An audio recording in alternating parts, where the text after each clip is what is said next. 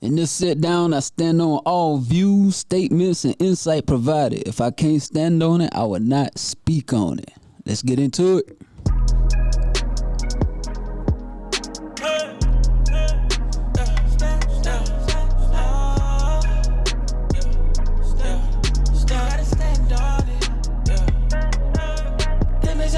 Come and sit down, you gotta stand on it. If it's for certain, let's have around, you gotta stand on it. Open the curtain, it's going down, you gotta stand on it. Cause I put my stamp on it, so you gotta stand. You gotta stand on it. You gotta stand on it. You gotta stand on it. You gotta stand on it. You gotta stand. Yo, welcome to another episode of the Stand On It podcast. I'm your host, Truth. Like I say, a man of many hats, but ain't none of them cap. Again, don't let that go over your sew-in.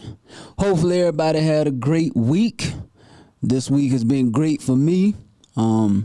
Had a good time talking with some amazing people, having some amazing conversations.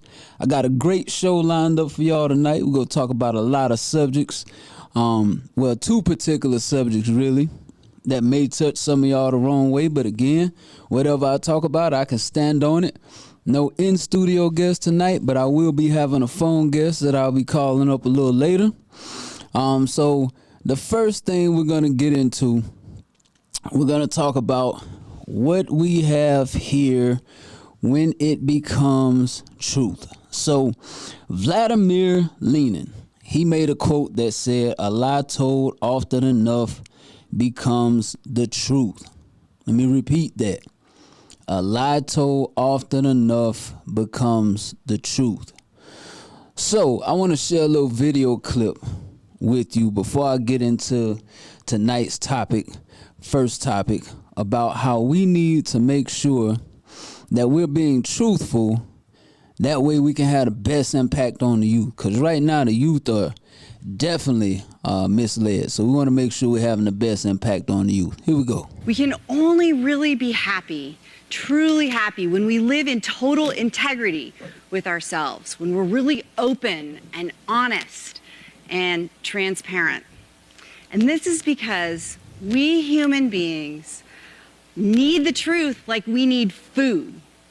And we are starving for the truth. We human beings need the truth like we need food, and we are starving for the truth. So I'm gonna feed y'all in this week's unpopular fact. That's one of our segments that we start off with. Started off last week with the unpopular fact. So this week's unpopular fact, I'm gonna peel back two layers, okay?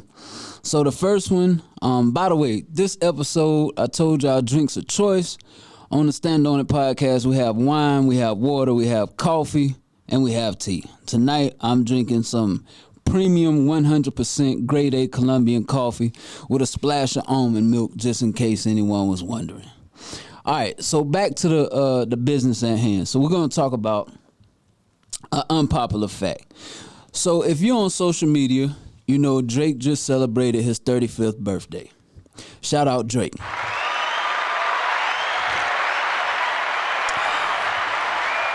I did that to buy me some time to take a sip of my beverage. But anyway, so Drake put up a story that he had of one of the gifts he received for his 35th birthday, which was a Phantom. So you may say, well, this is not that big of a deal because Drake has a lot of money and I'm sure Drake has several Phantoms. Well, here's why it's a big deal. Back in 2007, Drake put up the post saying that he finessed. These were his words.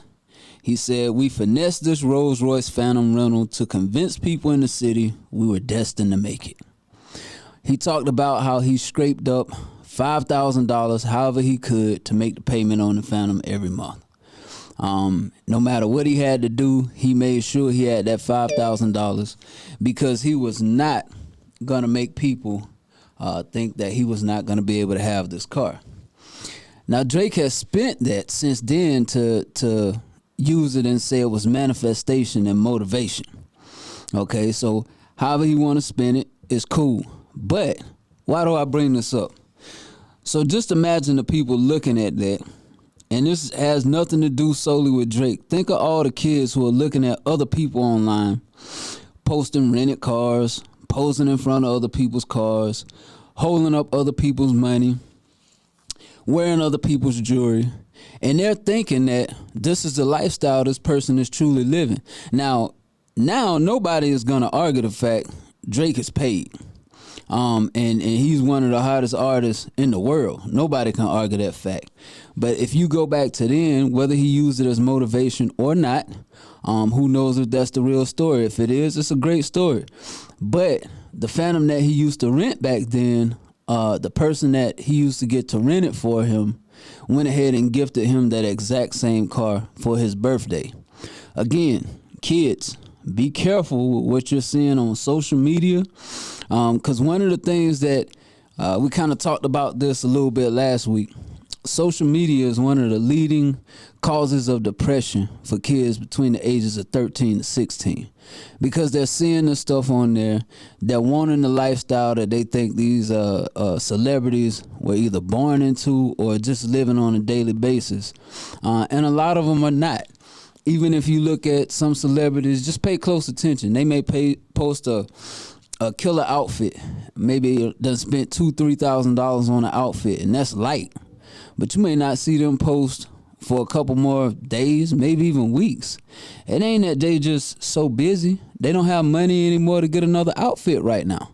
So they got to grind to get another outfit. Then when they get that, they'll come back on the ground with it.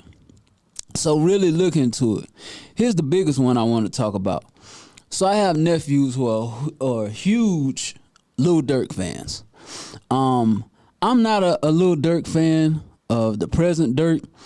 I like the Durk when he first came out. The This Ain't What You Want, the grimy, gritty Chicago Durk, filming the video out in the cold, in the hood. That's the Durk I like.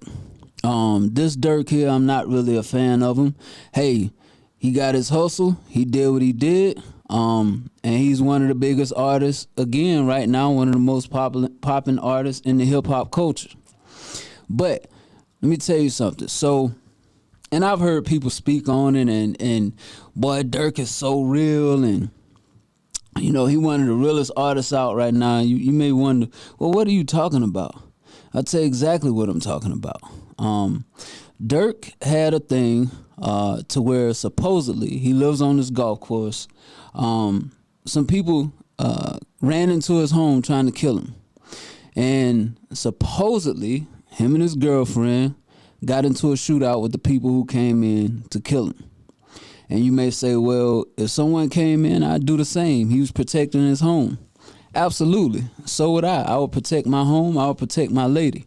But again, I want to give you a little backstory on something. Don't fall for the okie doke. And this is not opinion. We're dealing with facts. And I know to all the Lil Durk fans and all of you who think you're in the know on hip-hop culture, this is an unpopular fact. Back in February 5th, 2019, Lil Durk and King Von is since been deceased, but they were outside and caught on camera allegedly shooting a man outside of a nightclub in Atlanta. So Durk turned himself in for that shooting, found out he had a warrant and turned himself in.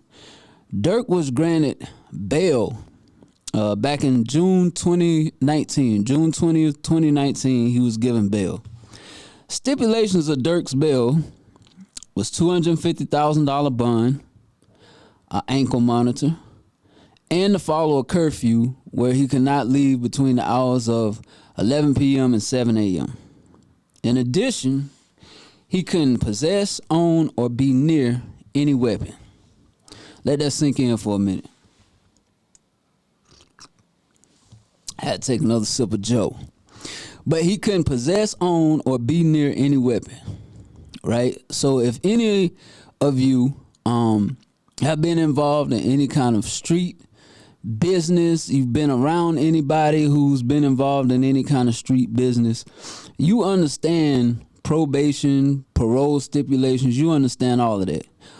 From drug screenings, where you got to get drug tests, all of that. Where you got to go visit your probation officer.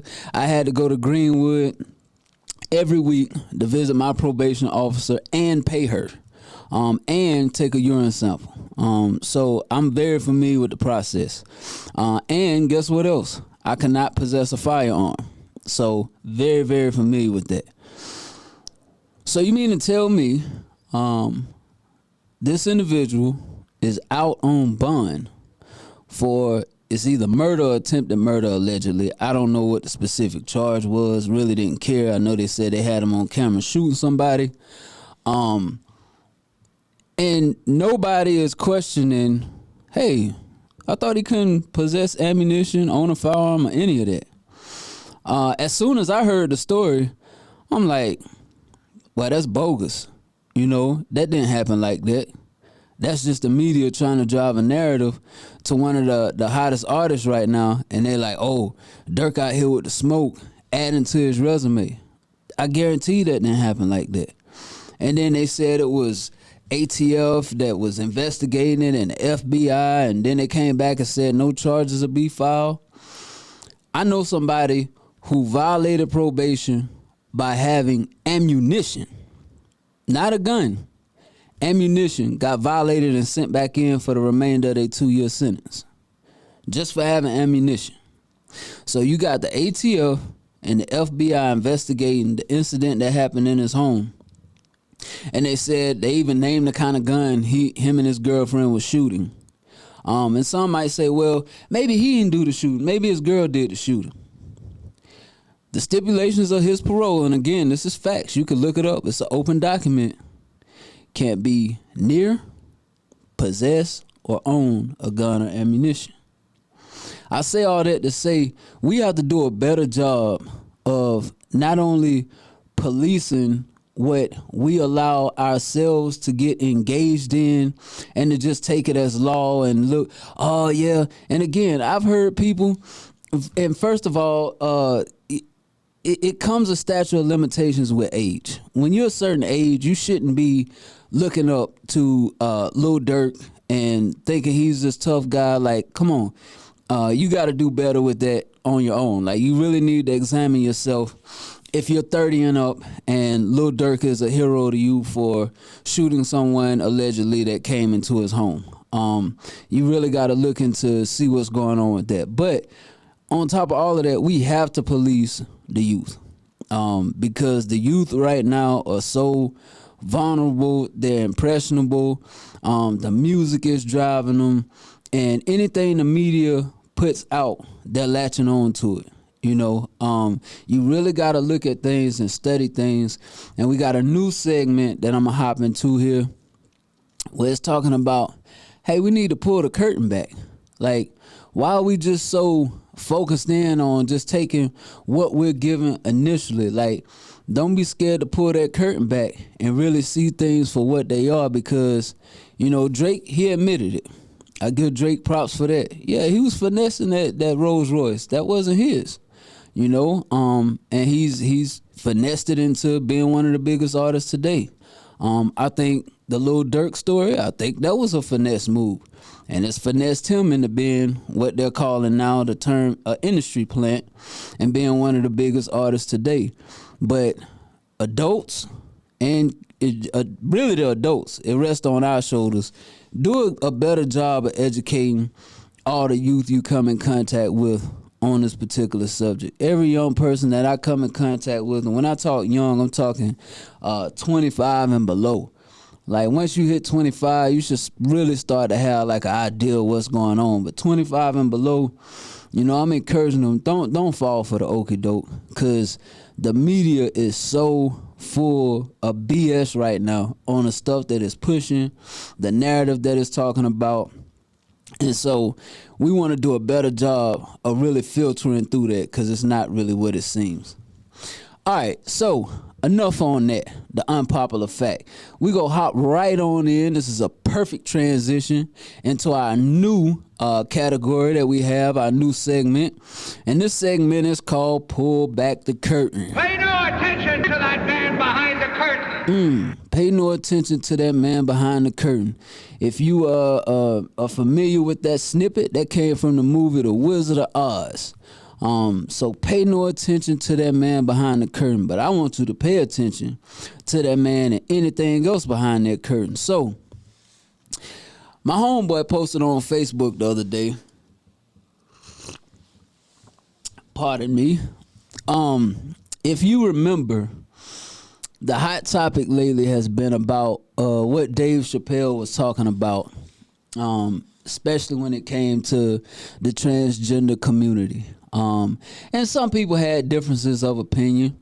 That is jokes. You know, jokes of some people say it's jokes. Some people say it's going too far. My homeboy is of the opinion that it's going too far. And this is from my homeboy who is he was a huge Dave Chappelle fan. But he has since lost some of his fandom for Dave Chappelle. And he reposted this article that said, transgender man shot and killed in Mississippi. And then he added his comment that said, this is when it's more than just jokes. Normally, I just scroll by stuff like that and keep minding my business. But something would not allow me to do that in this particular instance.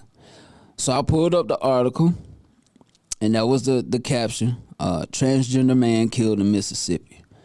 I'm like, okay. So the article really didn't have too much in it. It was posted on Facebook, of course. So I was like, let me research this. I researched the article. Come to find out, after the investigation, there was no evidence that this was a hate crime and that this individual was killed for being a transgender. And so my homeboy put it up there like, see, this is when it's more than just jokes. Trying to say that transgender people are having a hard time, and as a result, this individual was killed for his choice. Again, I want to let you know this, and I've said it on, you've probably heard previous podcasts I've been on before I started this one. How people choose to live their lives has nothing to do with me. If you ask my opinion on that, I will give you my opinion on that. But the way I look at it, the way they choose to live their lives, whatever they choose to do, that's completely between them. It's not gonna stop how I live my everyday life. It's not for me to judge them. None of that. So let's be clear on that. But what I would say is, again, this goes back to the media. So I responded. I said, hey, I shared with him the facts. Hey, this was not found to be a hate crime. And I said, why even put out there, like, what difference does it make? It's like the whole Superman thing right now where they're saying Superman's bisexual. What difference does it make? Why do we even have to put that out there? Like, why couldn't it just say man killed in Mississippi? Why did it have to say trans man killed in Mississippi? And I told him I feel like they did that to push a narrative. Like, okay, transgender people are being targeted. In some areas, that may be the case. But again, we have to pull back the curtain and just not take face value what we're hearing, and definitely has been proven we can't even take face value on what we're seeing anymore. We got to even be more in tune with that. It used to be believe half of what you hear and believe none of what you hear and half of what you see. Now it's believe none of what you hear and none of what you see. Don't believe none of it. Do your own research, because it can be augmented to look like something that is really not. And he didn't like what I said to him, because his thing was, when did I say that it was a hate crime? I said, I'm not saying that you said it was a hate crime. But what I'm saying is, think about this.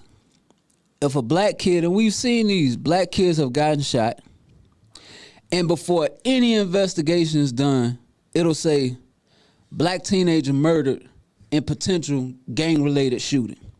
There has been no investigation, none of that. This is just a narrative that's thrown out there, and without the proper research, people go back and say, oh, these gang members killing each other.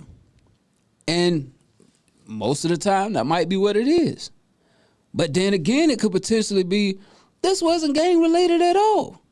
These were kids who were playing with guns and somebody got killed. But it's that narrative that's being pushed. And I told him, I was like, even when they do that and they investigate and they find out that it wasn't gang-related, how many times do you think they come back and clean a news article up? They don't. They just let it stay out there. They don't come back and say, oh, we did an investigation, it wasn't gang-related. I've never seen a headline that said, after further investigation, there was not a gang-related shooting. It was just a random shooting of a black kid. You don't see that. And so he was like, no, it's sad that we live in a world where people gotta hide who they are, and it scares them to really live in their true selves because of stuff like this. And I didn't respond again because I already saw where this was going. But I'm like, stuff like what? Like, how can you say that people are scared to live in their truth because a black man was murdered and it had nothing to do with him being transgender? Nothing at all. He was just murdered. They said it was a random act. It was something between him and another man. He was murdered. The investigation showed it was nothing related to his sexual preference or orientation.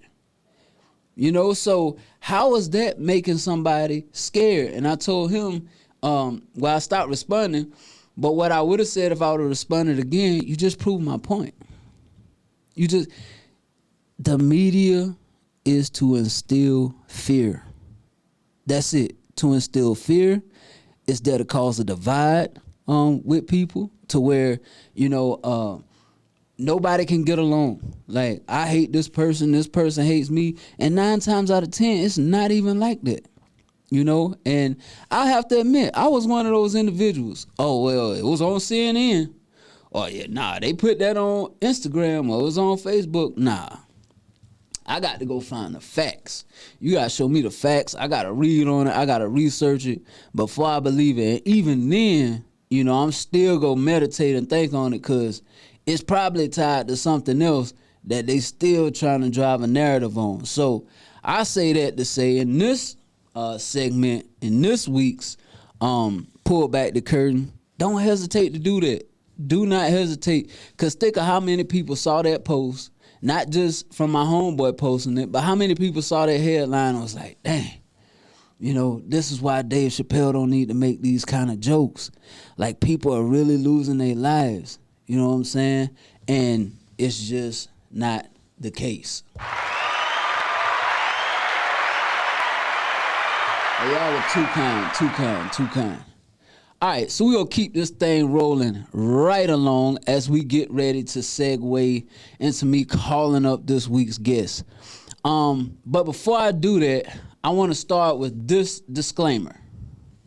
Anybody that knows me knows I've dated plenty of white women. All right, so we go let y'all start with that. So anybody who knows me, you know what it is. Like, I'm not discriminating on this. But what made me come up with this, I was in the barbershop a couple weeks back in the barbershop. And I'm in my braider's room getting my hair done. And it's this man in there. And I mean, he's just talking. This brother is like, just talking like he the second coming of Malcolm X. I mean, just going in like, brothers, we gotta unite. We gotta do this, and this. I mean, he's just popping everything, dropping all kind of knowledge, and you know, I mean, it was just unbelievable. Like, and it was cool. Like, he was just really spilling out some facts and stuff, and he was really sounding like he was for the cause. So I'm like, okay. So he continues talking. I'm still there. get my hair did, but he continues going. So I'm like, let me look out here and see what this guy got going on. Like, you know, how's he carrying himself? Like, what's his gestures like?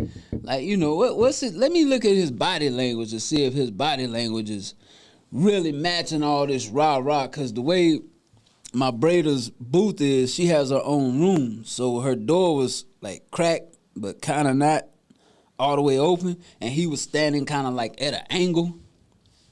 So I couldn't really like see him all the way. So, pardon me. I had to go out there and check and investigate. So as I peek out of the door, it was to my surprise, this individual was holding a mixed baby. Yeah, he was holding a mixed baby. So, and again, there's nothing wrong with this at all. I don't want people to take what I'm saying like there's something wrong with this. There's not. If he has an interracial baby, that's cool. Hey, I don't have any issue with that. The issue I had was he was acting like just so this is who I am, this is what I do.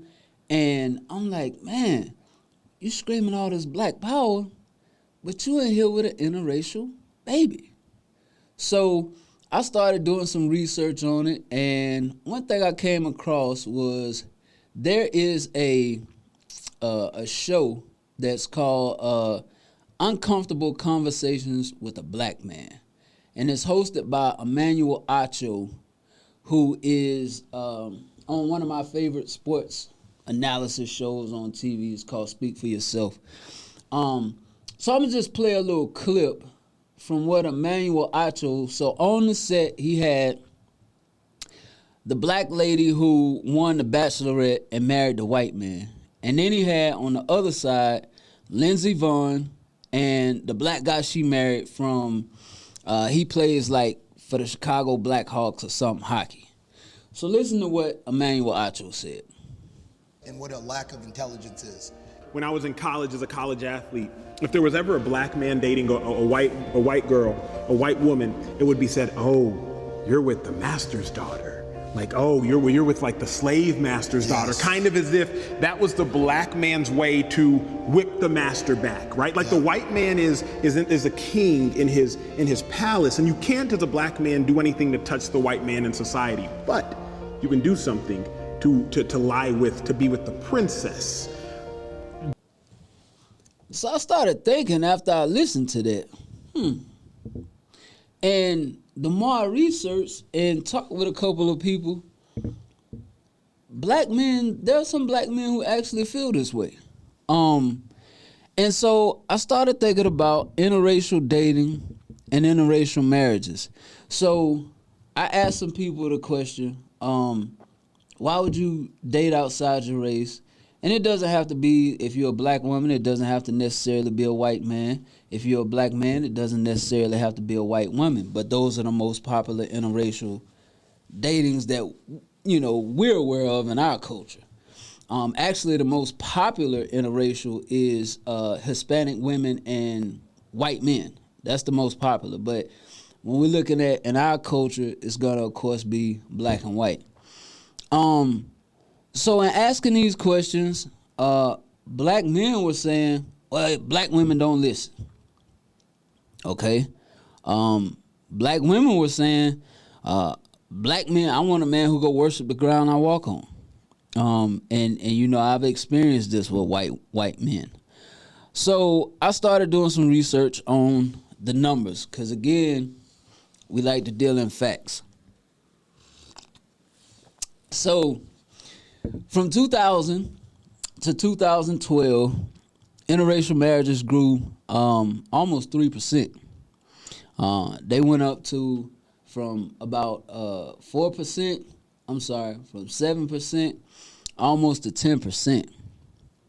And then, as I said, the Hispanic to non-white, Hispanic women to non-Hispanic men is the most interracial couple. So I started looking at the the diagram to see like, all right, what regions are the most interracial relationships. Hawaii leads the nation at 42%. So 42% of people in Hawaii are in an interracial relationship.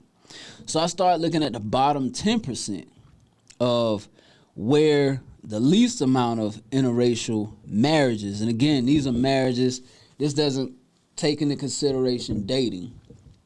Where I live at, Greenville, South Carolina.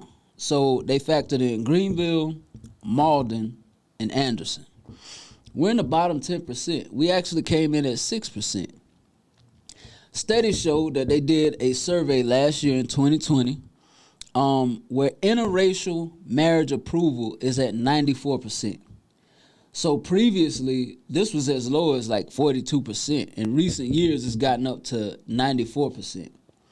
Some other facts that were thrown out is that the most black men who are successful, and they deem success as making $80K or higher per year, these are the most men who marry white women. Yeah, $80K or higher a year, these are the individuals who would be deemed successful, and they marry white women. 17% of newlyweds are in interracial relationships, and this is nationwide. In the U.S., 17% interracial relationships. You might say, well, that's not a lot of people. Yes, it is. That's 11 million. 17% are in interracial relationships. And again, highly educated men, successful men, they're likely to interracially marry according to studies. So what I started looking at is I broke it down into two parts. So I broke down what black men were saying as far as like black women don't listen, okay? And as I use my disclaimer at the beginning by saying, hey, I've had my share of white women.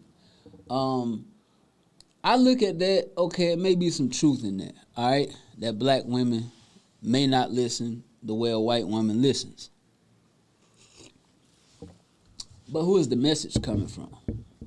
That would be my question to my black brothers. What type of man is the message coming from? That a woman would want to listen, or would feel like, and here's the thing I found out too, just in my dealings, I'm not saying that I'm this relationship savant, I'm not. I've had my share of relationships that have gone south, and I'll be the first to admit that. This is the Stand On It podcast. But what I will say is this. If you are a man of character and you are a man of substance and you are a man of leadership, a woman will follow you and will listen without you even having to really ask for that from her. Like that's not something that she'll even have to, request from you. You'll have to request from her. She won't fight your instruction because she trusts you.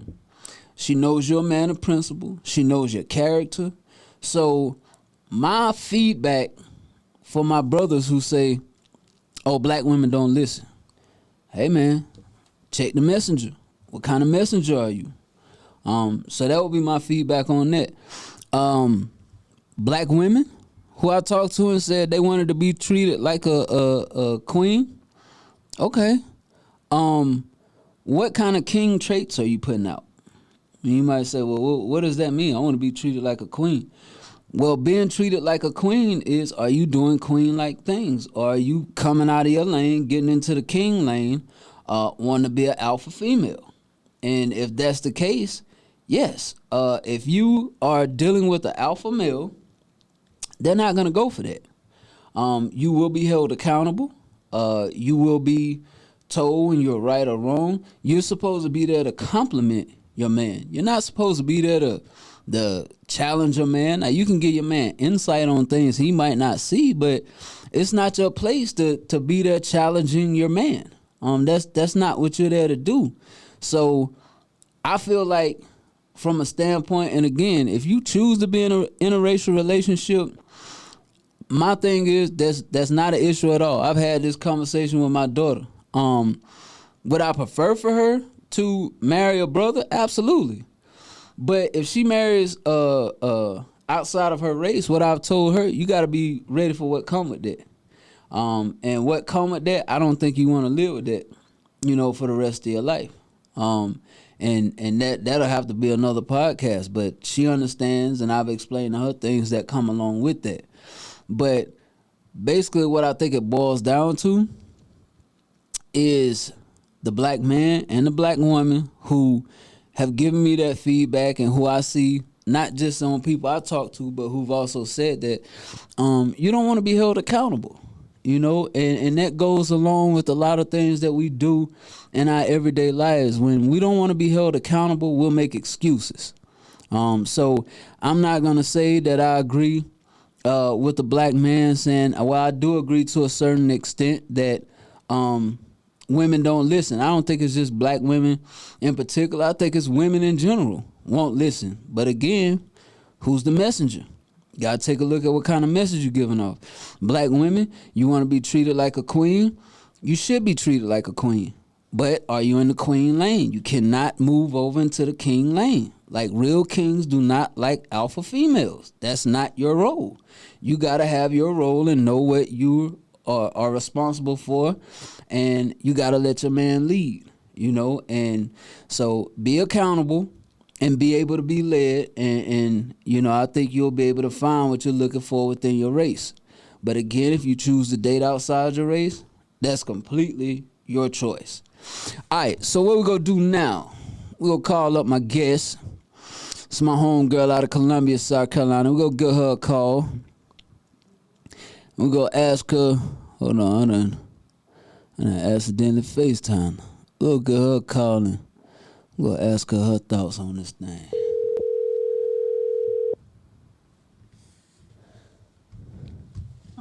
Hello. Yo. Hey. What's going on? Nothing. What's up? You sleep? No, I'm not. Okay. How's your day been? It was good. Work and packing, but good overall. About to go to a restaurant or something, try to catch the game. But Okay. Hey, so I wanted to call you up. I wanted you to give me your feedback on the topic that I'm discussing tonight is interracial dating.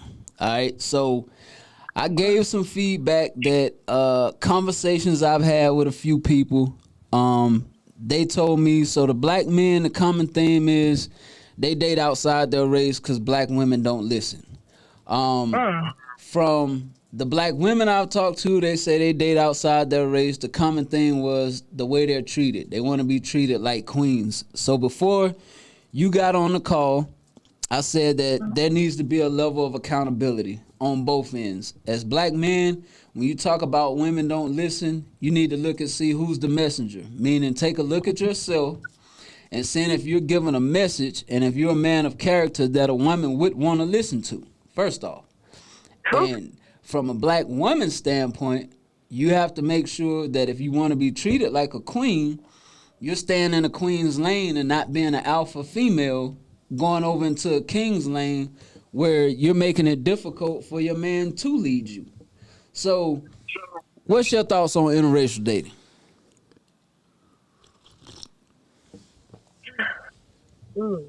Honestly, I have no problem with it. Like if somebody wants to, date outside their race, I feel like you do that. Me personally, I've never really thought or can see myself possibly dating outside my race. Okay, why? But I have nothing against it. I feel like love is love, and who you love is who you love. Okay. And I can't stop that. What you do don't really affect me, in any way. So you do what you got to do. I can dig it. So let me ask you this: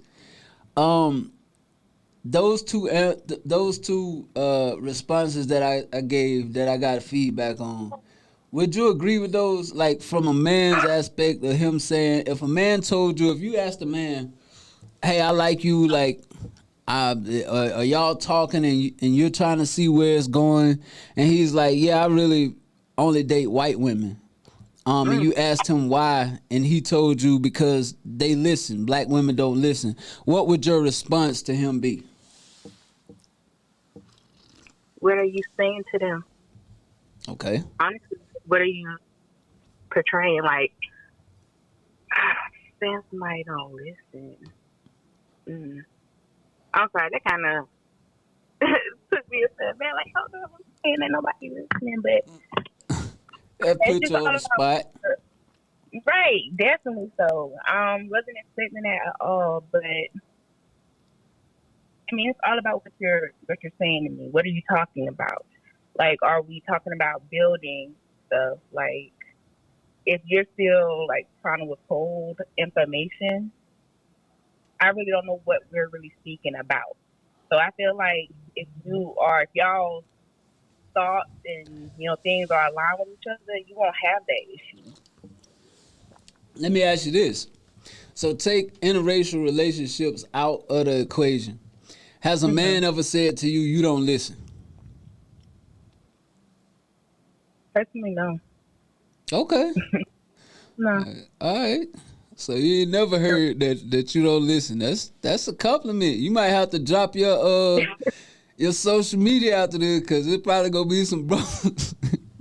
Listen, I feel like we both should listen. And when somebody is talking to me, whether it's a man or if it's a female, anybody, it's just all about being receptive. So I want to know, like, what's going on with you. So if you got something going on, I would want you to come and feel comfortable enough to come and talk to me about that. I feel like if you are always defensive or always over talking to somebody, nobody gonna want to deal with you like that. Okay. It's a two-way street with that. So no, I'm not hard. All right. I listen. I want to listen because I want to know you. If that makes sense. You're a rare breed. Nah, I'm just playing. But anyway, let me ask you this. So, have you had any conversations with your homegirls, or have you been around, or if you were around a woman who said, I think, and I've heard women say this all the time, I think I'm about to try white men. What would your response be to that if they like, yeah, I want to be treated like a queen? Like, how would you respond to that? I would tell her to go for what she want to go for, but, don't try to make it seem like there aren't, our type of men out there that have that or have that ability to do that for you. If you want to test the water, cool, but you don't have to put down, our brothers, because everybody ain't the same. You just haven't ran into that person. Right. I would agree.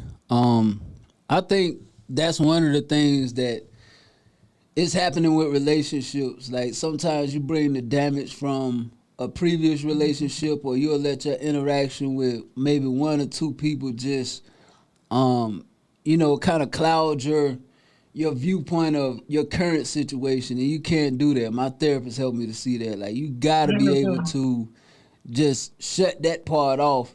And if you say you're starting anew, you got to really start anew. So, yeah, but definitely. I agree with that 100%. Yeah. Well, listen, I told you I wasn't going to hold you long. Just wanted to ask you a couple of questions. I appreciate you being special guest. You want to drop your social media where people can follow you at, or you just like, nah, I'm going to stay low-key? I don't know. I'm a real thug out here in these streets now. Hey, man. If you want to drop it, just shoot me a text, and I'll put it in. When I put the episode out, I'll add it to the episode. Okay, I'll do that. I appreciate you. All right, have a good one. All right, you too. All right, bye. Yeah. So, some interesting feedback there. She has never had a man tell her that she doesn't listen, which is amazing. So good for her on that front. But again, what I want to highlight, make sure, and she kind of highlighted the same thing. What kind of message are you giving? You got to be a right messenger for somebody to want to listen to you. That's just how it goes. And It's not just tied to relationships. That's with anything. You got to be a good messenger. So, in closing, we're going to leave y'all with this thought. When Emmanuel Acho on the show Uncomfortable Conversations with a Black Man, he asked the black lady who won the Bachelorette, about her decision to date outside of her race. This is how she closed it out. I had to say, you know what, my journey of love can't be any different just because the color of my skin is. And people can't judge me for picking someone who doesn't look like me. Like, I feel like they expect me to pick someone who looks just like me, but that's not fair. They should just want me to fall in love with whoever it is that I vibe with. So again, however you choose to conduct yourself, it's completely up to you, but just make sure with whatever you're doing, that is something that you're comfortable with. And again, whatever decision you make sure it's a decision that you can stand on, because on this show, we stand on it. So I thank you for tuning in with us tonight. Hopefully you enjoyed the show. I want to keep bringing you dope content that we could talk about. So real things to get the wheels to turning in the mental, so that we're just not filling our brains with the same stuff over and over again, celebrity gossip, all of that stuff, but real stuff that we can relate to. If you want to submit content for the show, if you want to be on the show, make sure you email standonitpod@gmail.com. Remember, I'm not creating a social media. The goal is to get away from social media. Also, in closing, as I've told you, and I'm going to remind you of this every single week, energy is real, but everyone don't possess real energy. Watch and control your surroundings. We out.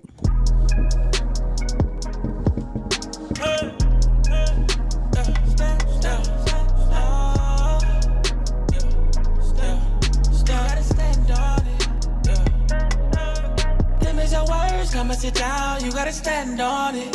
If it's for certain, less of around, you gotta stand on it. Open the curtain, it's going down, you gotta stand on it. Cause I put my stamp on it, so you gotta stand. You gotta stand on it. You gotta stand on it. You gotta stand on it. You gotta stand on it. You gotta stand.